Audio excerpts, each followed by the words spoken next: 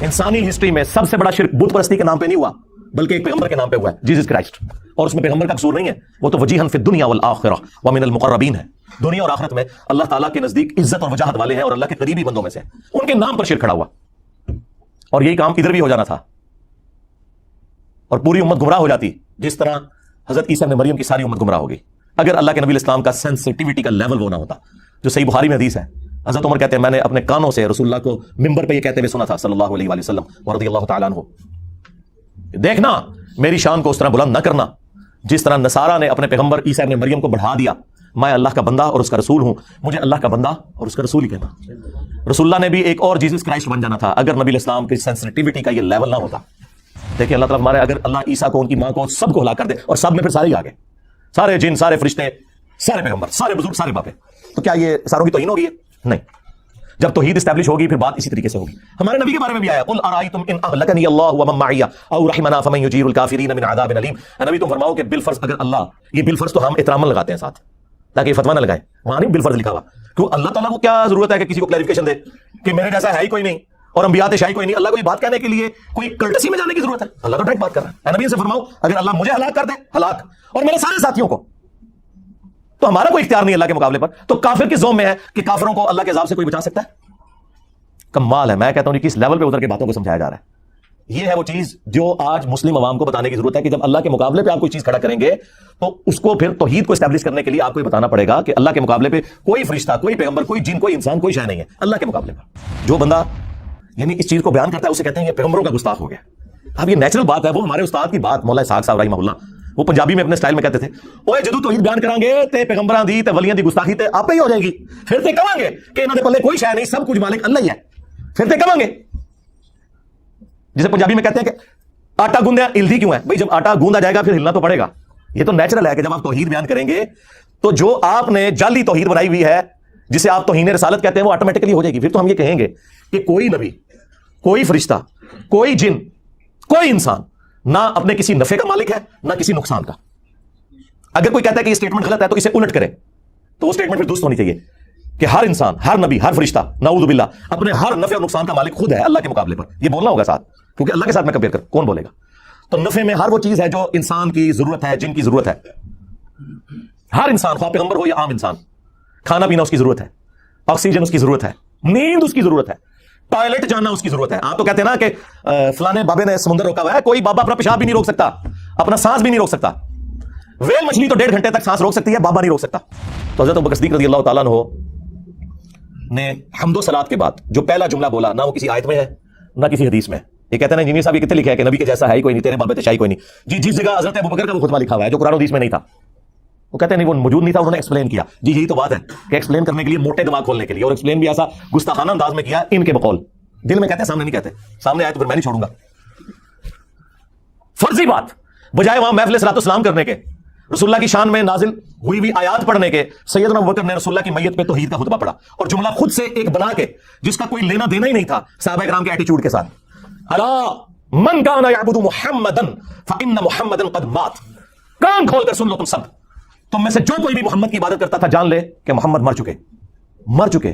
فان محمدا قد مات، وصال شریف نہیں کہا، حالانکہ وہ بھی عربی کا لفظ ہے، وفات شریف نہیں کہا، وہ بھی عربی کا لفظ ہے، اور اس سے بڑھ کر صحابہ میں تو کسی نے کبھی نبی کی عبادت ہی نہیں کی تھی۔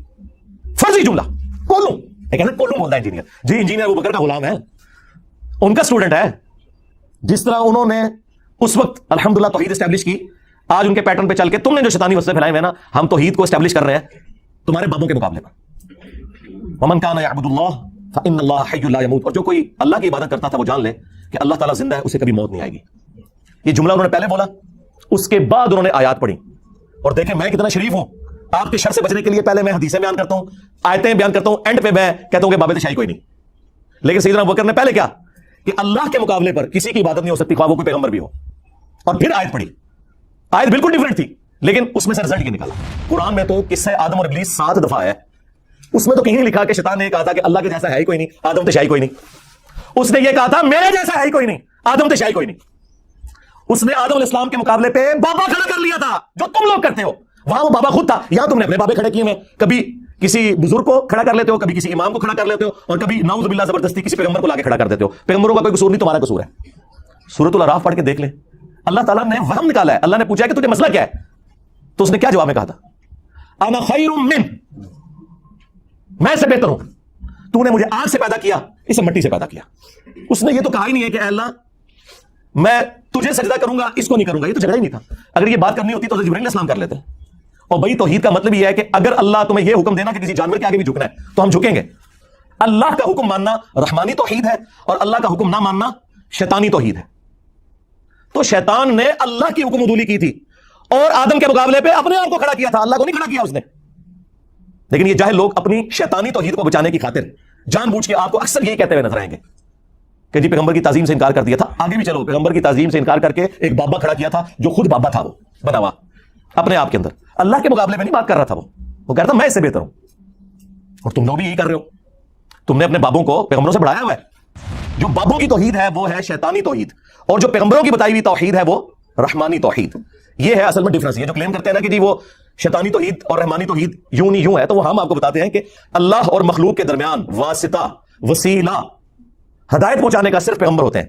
جو پیغمبر تعلیمات بتائیں گے وہ رحمانی ہوگی. پیغمبروں کے سوا جو کوئی بھی اور بندہ, خواہ وہ پیغمبروں کے نام کے اوپر دھوکہ دے, وہ شیطانی تعلیمات ہوں گی اگر وہ پیغمبروں سے ٹکرائیں گی. ہاں اگر پیغمبروں کی تعلیمات کے مطابق ہے اور اس کو وہ ایکسپلین کرتا ہے مختلف مثالیں دے کر تو وہ جائز ہے, لیکن بالکل اس کے اپوزٹ رزلٹ نکالنا, یعنی آیت تو پڑھنا ایاک نعبد و ایاک نستعین اور اس کی تفسیر میں لکھنا کہ یا علی مدد بھی ثابت ہوتا ہے, عبد القادر جیلانی کو پکارنا بھی ثابت ہوتا ہے, یہ تو بالکل 180 ڈگری رزلٹ ہے نا. تم اس کی اولاد ہو جس نے ان قریب مر جانا ہے. اکیلا زندہ رہنے والا صرف اللہ ہے. تجھے جب بھی کوئی مصیبت ہو, جب بھی پریشانی ہو, صرف اسی اللہ کو حسن پکارنا. اور میرے بیٹے حسن یاد رکھنا, اللہ کا دربار وہ درگاہ ہے جس نے اپنا کوئی دربان بھی مقرر نہیں کیا. تم ڈائریکٹ اللہ سے مانگو. اگر مولا علی مولا حسن کو نہیں کہہ رہے کہ منو وجبا میں وسیلہ اور توسل, تے باقی سارے بابے تے شرعی کوئی نہیں. یعنی یا علی مدد کو اگر توسل کے نام پر دھوکہ دینا تھا کسی نے, شیعہ نے یا بریلویوں نے, تو اللہ کے بندو مولا حسن کو بتایا جاتا نا. قرآن میں 40 کے قریب دعائیں آئی ہیں انبیاء کی, کسی میں کوئی وسیلہ توسل نہیں ہے. اور وسیلہ اور توسل تو یہ ہے کہ اللہ کے نیک بندوں سے دعا کروائی جائے, ان کی دھونس لگانا اللہ کو, ان کو پکارنا اور کہنا کہ جی وہ اللہ سے دعا کریں گے اور ہمارا مسئلہ حل ہو جائے گا. جی دنیا میں موجود ہو تو ضرور کروائیں. لیکن عبد القادر جیلانی وہاں بغداد میں دفن ہے اپنی قبر کے اندر, اور میں انہیں کہوں کہ مجھے پانی پلا دیں, وہی بات وہی جملہ صرف کوآرڈینیٹس بدلنے سے شرک ہو جائے گا, کیونکہ میں نے انہیں دعا میں پکار لیا. ہاں وہاں زندہ بیٹھے ہوں, میں فون پہ کال کروں اور میں کہوں کہ حضرت نیسلے کی 2 بوتلیں بھیج دیں کسی مرید کے ہاتھ, تو بالکل جائز ہے. اس طرح کا وسیلہ اور توسل تو بالکل درست ہے. لیکن جو آپ نے کلیم کیا ہے یہ تو امت کو آپ نے شرک کی طرف لگا دیا. اگر یہ چیز آپ کی مان لی جائے تو اس پلانٹ ارتھ پہ سب سے بڑا اگر کوئی مشکل کشا ہے نا مخلوقات میں تو وہ سورج ہے. سورج کی وجہ سے زمین پہ زندگی آباد ہے. ساری فصلیں سورج کی وجہ سے اگتی ہیں, پکتی ہیں, ان کو جانور کھاتے ہیں, ہم کھاتے ہیں, جانوروں کو ہم کھاتے ہیں. یہ سب کا سب نظام, دنیا میں ہواؤں کا چلنا, بارش کا برسنا, گلیشیئرز کی فارم میں پانی کا سٹور ہونا, پھر سورج کی تپش سے اس کا پگھلنا اور وہاں تک پہنچنا بھی ایویپوریٹ ہو کے سمندر سے, یہ سب کچھ سورج کی وجہ سے ہے. موسم بھی سورج کی وجہ سے بدلتے ہیں. سورج ختم ہو جائے اس زمین پہ زندگی ختم ہو جائے. آج تک ہمیں کبھی وہم بھی آیا کہ ہم سورج کو مدد کے لیے پکاریں؟ نیور. ہم کہتے ہیں اللہ نے اسے کام میں لگایا ہے. اگر تمہارے بابے کوئی کام کر بھی رہے ہیں, سپوز یہ جھوٹا قیدہ for the sake of argument مان بھی لیا, تو کرنے دو ان کو یار. کیوں پکارتے ہو؟ اللہ کو پکارو. بارش کون برساتا ہے؟ اللہ. ڈیوٹی کس کی ہے؟ فرشتوں کی. اگر ہم فرشتوں سے بارش مانگیں گے, اور اللہ کے فضل سے آج تک کسی شیعہ بریلوی نے نہیں مانگی, نہ ان کے کسی مولوی نے, ہوں نہ میری سیدھی مانگنا شروع کر دیں کہ میکائیل بارش برسا دو کہ گرمی کا موسم قریب آ رہا ہے, نہ یہ کام نہیں ہو سکتا. بخاری مسلم میں آیا نبی اسلام نے صلاۃ الاستسقاء, بارش مانگنے کی نماز پڑھی, اس کے بعد دعا فرمائی ہے, دیٹس آل. پھر آپ کو دھوکہ دیتے تھے, او جی قرآن میں تو غیر اللہ کو مدد کے لیے پکارا گیا ہے, صبر اور نماز کے ذریعے مدد چاہو. او یار یہ بھی تم نے غلط پڑھا, صبر اور نماز کو مدد کے لیے پکارو یہ لکھا ہوا ہے کیا قرآن میں؟ یا وَاسْتَعِينُوا بِالصَّبْرِ وَالصَّلَاةِ, صبر اور نماز کے ذریعے مدد مانگو. یہاں بھی وسیلہ ہے, ڈائریکٹ پکارنا نہیں ہے. آج تک کسی بیوقوف نے بھی کہا المدد یا نماز, المدد یا صبر, تو غیر اللہ سے مدد کہاں آ گئی؟ اس میں تو ساتھ ہی پڑھ لو ان اللہ مع الصابرین, بے شک اللہ صبر کرنے والوں کے ساتھ ہے. مدد اللہ ہی کی ہے. جو صبر کرے گا, نماز پڑھے گا, اللہ اس کی مدد فرمائے گا. اس میں نماز اور صبر کو وسیلے کے لیے استعمال کیا گیا, نہ کہ انہیں استغاثے کے لیے. سمجھ رہے ہیں بات میری؟ سمجھ رہے ہیں نا؟ ہاں. بخاری مسلم دونوں میں حدیث ہے. اما عائشہ سلام اللہ علیہا کہتی ہیں کہ نبی علیہ السلام کے آخری دن بیماری کے چل رہے تھے, آپ تکلیف کی وجہ سے بار بار اپنی چادر اپنے چہرے مبارک سے ہٹاتے, پاس ایک پانی کا برتن تھا اس سے ہاتھ گیلا کر کے بخار کو ٹھنڈا کرنے کی کوشش کرتے, اور بار بار یہ کہتے لعن اللہ الیہود والنصارى اتخذوا قبور انبیائہم مساجدا, اللہ کی لعنت ہو یہود و نصارہ کے اوپر, انہوں نے اپنے نبیوں کی قبروں کو سجدہ گاہ بنا لیا تھا. آخری وقت کیا بات ہو رہی ہے کہ نبیوں کو اللہ کے مقابلے پہ کھڑا نہ کر لیا جائے. اور اما عائشہ کہتی ہیں رسول اللہ ہمیں ڈرا رہے تھے, اور اگر یہ خدشہ نہ ہوتا کہ لوگ رسول اللہ کی قبر پہ سجدے شروع کر دیں گے تو میں حضور کی بیوی उनकी कब्र मुबारक को लोगों की ज़ियारत के लिए ओपन छोड़ देती, यानी हुजरे की दीवार गिरा दी जाती, जो चाहे जिस वक्त चाहे कब्र रसूल पे हाजिर हो। हुजरे की दीवार नहीं है, आयशा ने गिराई, आज तक नहीं गिरी अल्लाह के फजल से। आज भी वो खैर अब तो बहुत पीछे जा चुकी है, अब जालियां उसके आगे। अम्मा आयशा को तो किसी ने नहीं कहा कि हुजूर ने कहा था मुझे तो तुमसे शिरक का खदशा ही नहीं है, तो आप आखिरी वक्त में इसको शिरक से क्यों रिलेट कर रही हैं? उस जमाने में कहानियां नहीं होती थी। वो मेरी वीडियो देखें, मुझे तुमसे शिरक का खौफ नहीं। हुजूर ने स्पेसिफिकली सहाबा किराम के बारे में कहा था, और सहाबा के पैटर्न पे सिर्फ एक जमात क़यामत तक शिरक से महफूज रहेगी, ये मैं मानता हूं, एक जमात। जिस तरह के बनी इसराइल पूरी की पूरी गुमराह होगी, ये उम्मत पूरी गुमराह नहीं होगी। इसलिए हुजूर ने कहा था मुझे अपनी उम्मत से शिरक का खौफ नहीं कि ये सारी मुशरिक हो जाए। बाकी वो वीडियो आप देख लें। हुजूर तो सही बुखारी में हजरत उमर कहते हैं मैंने मिंबर पे हुजूर से खुद सुना है कि देखना मेरी शान को उस तरह बुलंद न करना जिस तरह नसारा ने अपने पैगंबर को बढ़ा दिया था, ईसा इब्न मरियम को। मैं अल्लाह का बंदा और उसका रसूल हूं, मुझे अल्लाह का बंदा और उसका रसूल ही कहना। यार कौन होगा जो इतना आपकी आखिरत के साथ मोहब्बत करेगा बजुज हमारे प्रॉफिट के सल्लल्लाहु अलैहि वसल्लम। मुस्नद अहमद की हदीस है, नबी इस्लाम ने फरमाया अल्लाहुम्मा ला तजअल कब्री वतरी युअबदु, ऐ अल्लाह मेरी कब्र को वो बुत ना बना देना कि लोग उसकी परस्ती शुरू करते हैं। अपनी कब्र को बुत कह दिया। वो कब्र जो हमें हमारे माँ बाप औलाद सब लोगों से बढ़कर अजीज है, जिस कब्र की हाजिरी इस प्लेनेट अर्थ की सबसे बड़ी नस्ली इबादत है, उस कब्र को भी कह दिया कि ये बुत होगा, अगर अल्लाह के मुकाबले पर इस पर भी सजदे शुरू हो जाएंगे। और तुम्हारे बाबे ने मजारते शाही कोई नहीं, ले रहे हो तुम बाबे अपने। जिस कब्र की अजमत थी उसका स्टेटस क्लियर कर दिया, अल्लाह मेरी कब्र को बुत ना बनने देना कि लोग पूजा करें। नबी का तो कोई कसूर नहीं, लेकिन हुजूर खुद अपनी कब्र के बारे में कह रहे हैं कैसे बुत ना बनाना।